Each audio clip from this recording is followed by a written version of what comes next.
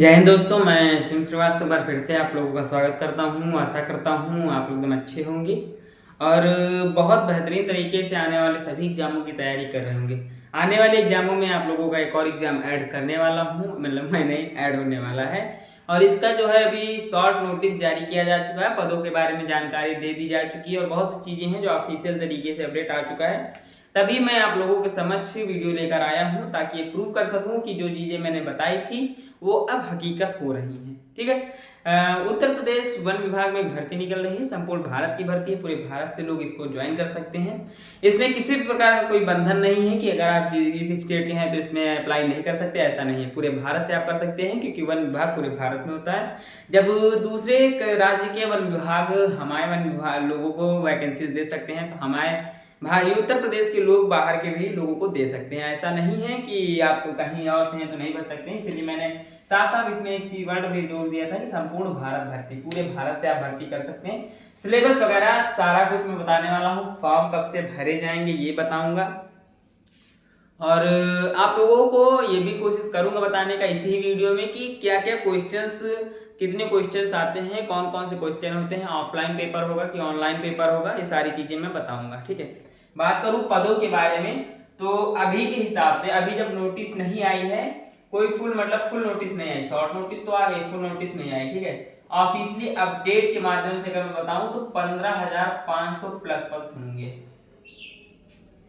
इनमें इंक्रीजमेंट कितना होगा मुझे नहीं पता, लेकिन लगभग इतने से तो ज्यादा होने ही है क्योंकि बहुत से वन विभाग है जहां पर अभी वन कर्मियों की वैकेंसीज, मतलब वन कर्मी नहीं मौजूद है। मैंने देखा है, आसपास मेरे भी हैं। पोस्ट नेम के बारे में बात करूं तो इसमें 3 तरह की पोस्टें हैं। फॉरेस्ट गार्ड है, वनपाल है जो जीवों को, मतलब कि जो वहां के पेड़ पौधों उनको पालता है, रेंजर है। ये 3 तरह के पदों के बारे में काफी वर्णन किया गया। अगर एक 2 पद और ऐड हो जाते हैं तो अच्छी ही बात है, पद ऐड होंगे तो पद बढ़ेंगे और ये तो ऐसे भी बढ़ने हैं। ठीक है।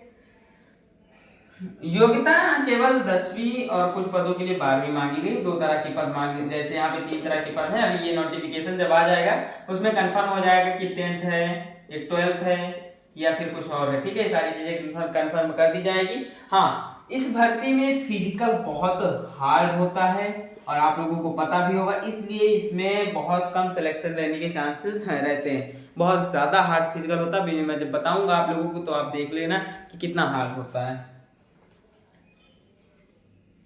फीस के बारे में बात करूं, आप किसी भी कैटेगरी से हैं 25 रुपीज का पेमेंट ही करना होगा, वो भी ऑनलाइन तरीके से होगा। फॉर्म भी ऑनलाइन भरा जाएगा, एग्जाम ऑफलाइन होगा, मतलब कि सीबीटी नहीं होगा, ऑफलाइन पेपर आएगा, उसको फिल करना होगा, उसके बारे में लिखना होगा, जो जो चीजें पूछी जाएंगी वो सारी चीजें आपको लिखनी है।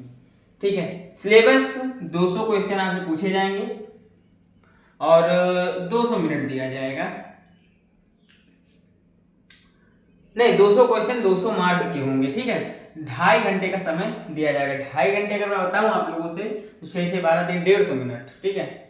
1/3 का निगेटिव मार्किंग ऑप्शन दिया गया है जो कि यहाँ पे कट ऑफ को थोड़ा सा इंक्रीज करेगा। अगर ये ना होता तो फिर भाई सभी स्टूडेंट सारे क्वेश्चन अटेंड करते हैं, मैं मानता हूँ, मैं भी करता।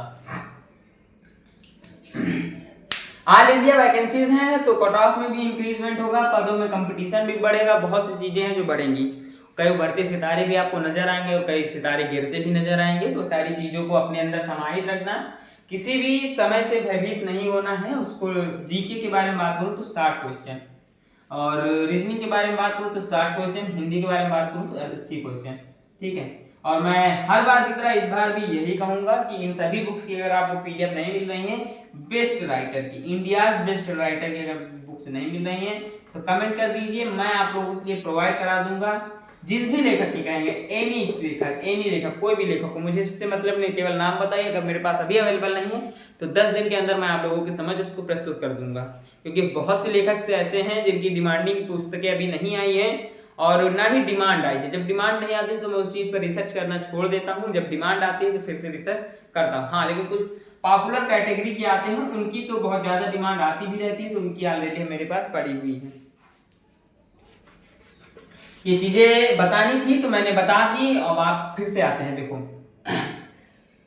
मिनिमम एज यहाँ पे 18 मांगा गया है और मैं कह सकता हूँ कि अगर आप 18 के होंगे तो आपका कक्षा 12वां मतलब 12th पास होगा। अगर कोई ऐसी घटना नहीं हो जाती है कि आप बीच में पढ़ाई रोकते हैं, वरना अन्यथा की दृष्टि में मैं निश्चिंत हूँ कि 12th पास होते होते आप 18 के हो जाएंगे। तो इसमें एक फायदा ये हुआ आपका कि ये जो है इसके लिए तो आपको ये करना ही होगा ना, इसलिए दोनों को दिया गया है। बहुत दिमाग रखते हैं वो लोग। और एज ऐसी रख दी कि दोनों हो ही जाएंगे। अब भाई यहाँ पे अगर 16 रखता तब मैं मानता कि हाँ अभी 10th वाले ही वैकेंसीज डाल सकते हैं, ठीक है। और मैं कहूंगा कि 12th से, अगर 12th है तो 12th से ही डालिएगा, क्योंकि 10th वाली वैकेंसीज में भी आपको जगह मिल जाएगा। चयन प्रक्रिया एज समझ गए। अभी मैं फॉर्म डेट आपको बता दूंगा कि कब से आने वाला है। अभी बहुत से ऐसे पदों की भर्ती ऑलरेडी 4 से 5 फॉर्म चल रहे हैं जो कि बहुत बड़े बड़े पदों पे है, तो इन पे जरूर फॉर्म भरिएगा। मैंने भी भर रखा है कुछ पे अभी एग्जाम ही नहीं हुआ मेरे फॉर्म में। जैसे NTPC हो गया, आपका एक फॉर्म और आने वाला, उसको मैंने बता दिया, उसमें भी फॉर्म भरा था तो अभी उसका भी नहीं हुआ है। ग्रुप D एग्जाम के बारे में बात करूं तो एग्जाम में आपका फिजिकल सबसे पहले सिलेक्शन, पहले तो एग्जाम होगा, रिटन एग्जाम होगा, ठीक है, रिटन। फिर एग्जाम में जो है यहाँ पर आप लोगों का शॉर्ट लिस्टेड होंगे स्टूडेंट। फिजिकल के लिए यहाँ पे 12 गुना स्टूडेंट को शॉर्ट लिस्ट किया जाएगा, क्योंकि इसमें फिजिकल बहुत ज्यादा कैंडिडेट छोड़ते हैं, ठीक है। 12 गुना 15,000 का 12 गुना आप लोग कर लीजिए तो उतने स्टूडेंट का यहाँ पे फिजिकल होगा। फिजिकल से फिर इतने ही गुना को हट जाएंगे और DB के लिए मुश्किल से 1-2 लोग, 5-6 लोग एक्स्ट्रा बचेंगे। और डॉक्यूमेंट वेरिफिकेशन में आते आते लोग अपने डॉक्यूमेंट्स को वैसे भी सुधरवा लेते हैं, उसमें दिक्कत नहीं। हाँ, यहाँ पे मेडिकल का बहुत अहम रोल होगा। फिजिकल अलग है, मेडिकल अलग है। मेडिकल जो है आपका अंदरूनी से हिस्सों की चेकिंग होगी, उसमें अगर आप पकड़े गए या फेल हो गए तो आप निकाले जा सकते हैं, अन्यथा इसके बाद फिर आपकी रास्ते बहुत आसान हो जाते हैं, ठीक है। फिजिकल तक बहुत दिक्कत होती है, फिजिकल आपको अपनी मेहनत से पास करना होगा। मेडिकल में आप लोगों को रियायतें मिल सकती हैं अगर अच्छा एग्जामिनर हुआ तो। अब बात आती है कि हाइट क्या रहने वाली, चेस्ट क्या होने वाला, वेट क्या होने वाला है, सारी चीजें तो मैं बता दूं आप लोगों को। अगर आप मेल हैं और OBC जनरल या EWS है तो 168 सेंटीमीटर चाहिए, अगर आप ST हैं तो 160, फीमेल में 152। चेस्ट के बारे में बात करूं तो अगर आप जनरल या OBC आते हैं तो 84-89, अगर ST हैं तो 82-85। वेट मेल में कोई इफेक्टिव नहीं है, और जैसे फीमेल में चेस्ट का कोई महत्व नहीं है, वैसे ही इसमें वेट 45 kg मांगा गया है, तो आप 45 kg की होनी ही चाहिए अगर आप फीमेल हैं तो। अब रनिंग में यहाँ पे सबसे ज्यादा दिक्कत आती है भाई। 25 किलोमीटर 4 आवर और 10 kg वेट के साथ,